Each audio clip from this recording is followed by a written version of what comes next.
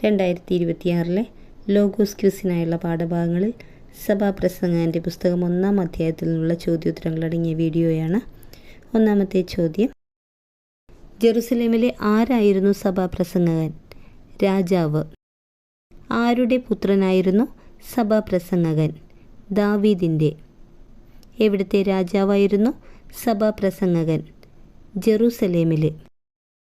തലമുറകൾ വരുന്നു പോകുന്നു. എന്താണ് എന്നേക്കും നിലനിൽക്കുന്നത്?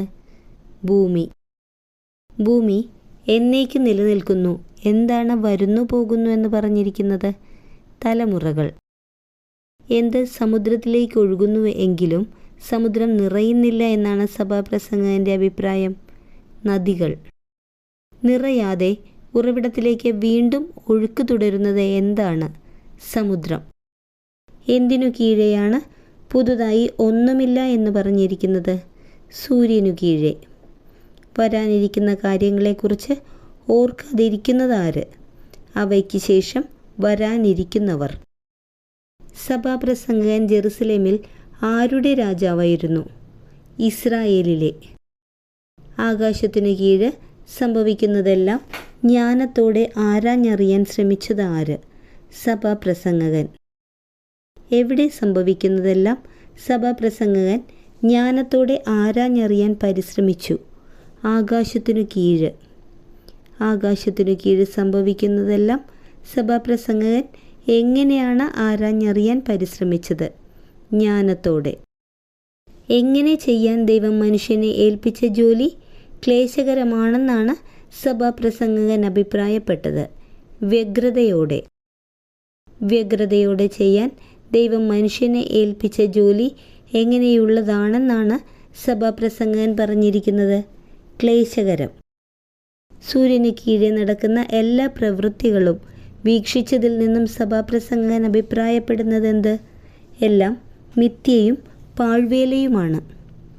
എവിടെ നടക്കുന്ന പ്രവൃത്തികളെല്ലാം മിഥ്യയും പാഴ്വേലയുമാണെന്നാണ് സഭാപ്രസംഗകൻ പറയുന്നത്?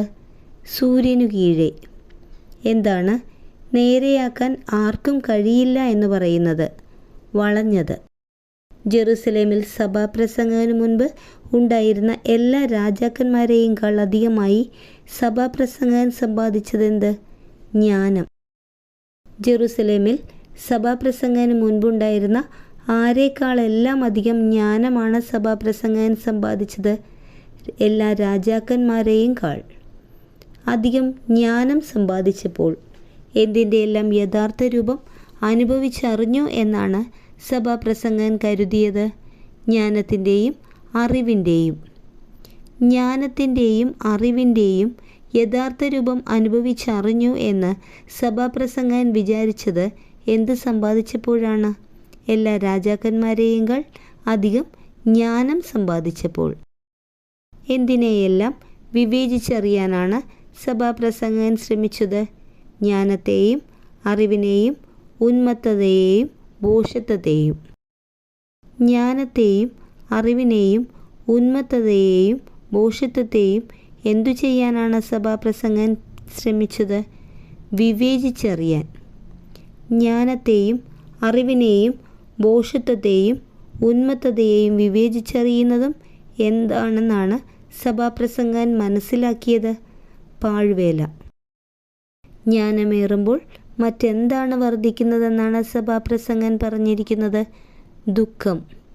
അറിവിനൊപ്പം വർദ്ധിക്കുന്നതെന്ത്? വ്യസനം. Thank U.